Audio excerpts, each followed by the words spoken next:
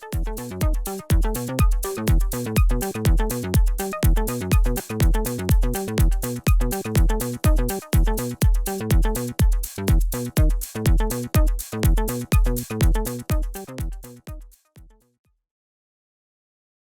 and welcome to Catalyze Music Academy. My name is Zaak Kerstetter. I'm an Ableton Certified Trainer.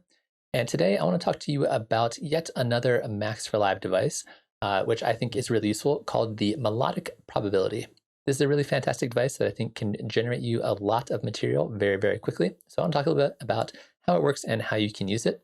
First off, to let you guys know, this is available for free in the Probability Pack by Sonic Faction. This came out a few years ago and has a bunch of really cool sequencers. I might do separate videos on each one individually, but I want to start with the one that I use the most, which is the Melodic Probability. So if you already own the Suite version of Live, you already have access to it, just go to your Live packs and download the Probability Pack. It's a fantastic pack. Check it out. It's really cool. Before I dive into that, I do want to let you know that if you are enjoying the content on the channel, please feel free to like, comment, subscribe, all that kind of stuff. It is greatly appreciated. The Melodic Probability is a sequencer, and it does not require MIDI to work. You just hit the play button, and it will start sequencing. So you don't need to write any MIDI, it just generates it all for you. And this basically has 4 sequencers built into it. So we have the note sequencer, the octave sequencer, the velocity sequencer, and the length sequencer, and these all work together to allow you to generate your sequence. So we're going to start with the note, and you'll see that we have basically an 8-step pattern here. With a bunch of rows. Each one of these rows represents a different note, and this is key locked. So it'll be whatever key you have set right here. So if we want to be in a different key than C major, let's say we want to do like E, and let's do a little bit of harmonic minor, one of my favorites. So if I hit play, you can see it's not playing any notes, and the bottom row is going to be the E, and then as you go up, it's going to go up through the steps of this particular key. So if I start plugging in notes, it's going to start just playing those notes wherever I plug them in.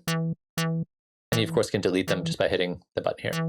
So we can plug a bunch of these guys in, or we can just go up sequentially through our scale. Pretty cool. Nothing too revolutionary there as far as sequencers go. What makes the Melodic Probability really cool is we have individual probability for both the event, which controls the percentage that that note will be played or not be played, which is something now you can do in MIDI clips in Live, which is pretty cool, as well as the pitch control. So this allows us to randomize our pitch as a percentage. So at 100%, it's always going to be the note that I have selected in this row. At different percentages, it has, in this case, a 13% chance. It'll just pick a different note that is in that key. So for example, let's take this note here and let's take the pitch and turn this down like 50%. Now, if I want to change the probability on a different note, I have to click on it. And if I click on it, it deletes it. So I have to either hit it again to turn it on again, or if you hold down the Command key, it allows you to select those notes or that row, that column, without it deleting it. So Command key allows you to select between them because you can see each one individually has its own settings. Let's go in here and change the randomized pitch of both of these.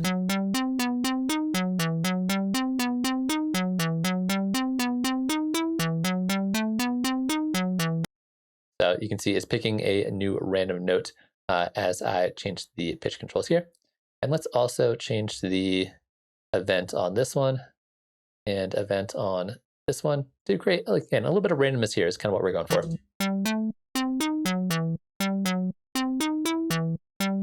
And of course, we don't need to go up sequentially. We can just start picking different notes for these guys and kind of see what happens.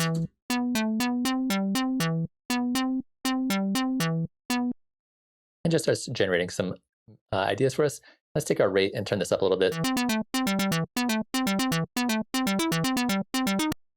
So it allows us to get a melody that's mostly sequencing and repeating in the same kind of way, but it's also occasionally doing some random things, which makes it sound a little different.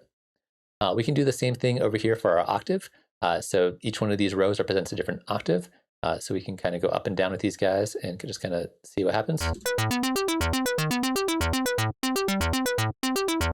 And of course, the octave can also be randomized.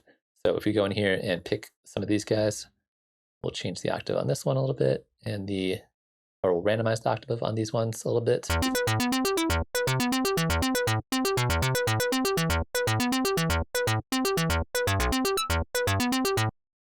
Cool. We can do the same thing here with velocity. We can just individually control the velocity of each step, or you can also randomize the velocity. And then same thing with the length. We can adjust the length of the MIDI note for each one of these notes, as well as randomize the length. Right now I've got this kind of like plucky sound in this operator patch, so the length is not going to make a difference here, but in other situations this could be really, really helpful. So those are our 4 sequences. They're all happening at the same time. We can customize all of those. We can also do things like add a little bit of swing to it.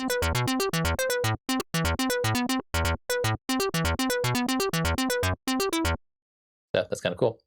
And then other than that, you'll notice that as of right now, the length of our sequence is just 8 steps at whatever grid you have set here.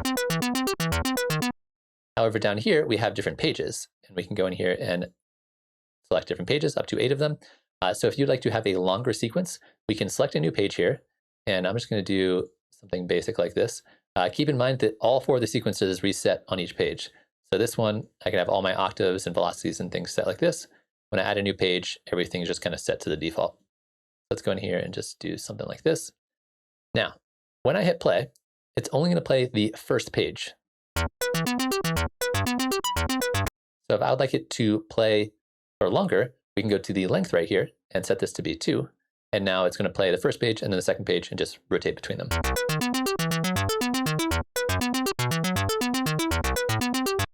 If I would like to see where I am between my 2 pages, we can hit the follow button, and that will move the view. So as you go from one page to the next, the display will change with it.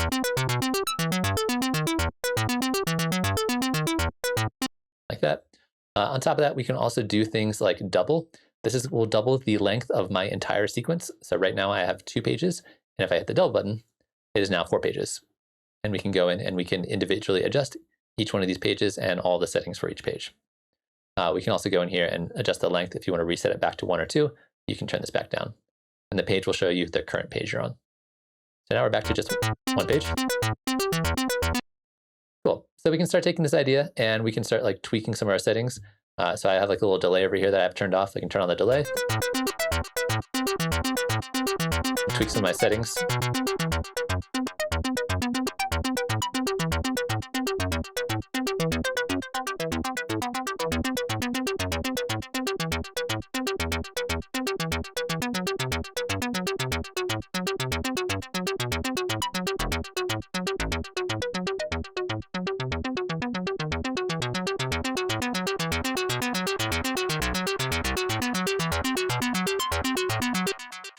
So it just makes a bunch of cool ideas real quick, and that's why I like it.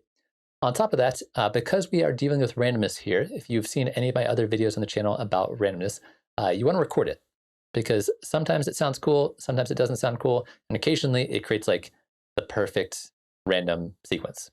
And so you want to make sure you're recording when that happens. And the way you can do that is you can go to an empty MIDI track and open up your inputs and outputs. And the MIDI from, grab it from whatever track has the sequencer on it. Post effects is what we want here. Hit the record enable button and then record it right here.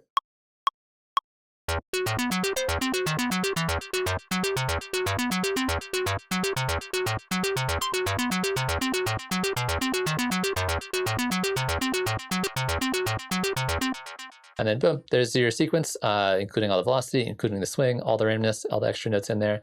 And then you just cherry pick the best bits. So say like these 2 bars right here, you can just loop that and then use that to sequence your melody. Again, randomness, you want to be able to record it. That way you can capitalize when it does do that perfect combination. So that's kind of the idea here. Melodic probability, you can use it for bass lines, you can use it for melodies, any kind of content. And once you kind of know the basics of how this works, it's pretty easy to dive in and explore some of the other sequencers in the probability pack. Things like the rhythmic probability is kind of the same basic idea. Step divider is really cool. Dr. KS is really cool. They're all really cool. Check them out, see how they can, let me know in the comments section below. But that's going to be it for this video. Hopefully you enjoyed watching that. Hopefully that's used for you. Make some cool sequences with it. And hopefully I'll see you again in another video. Thanks for watching.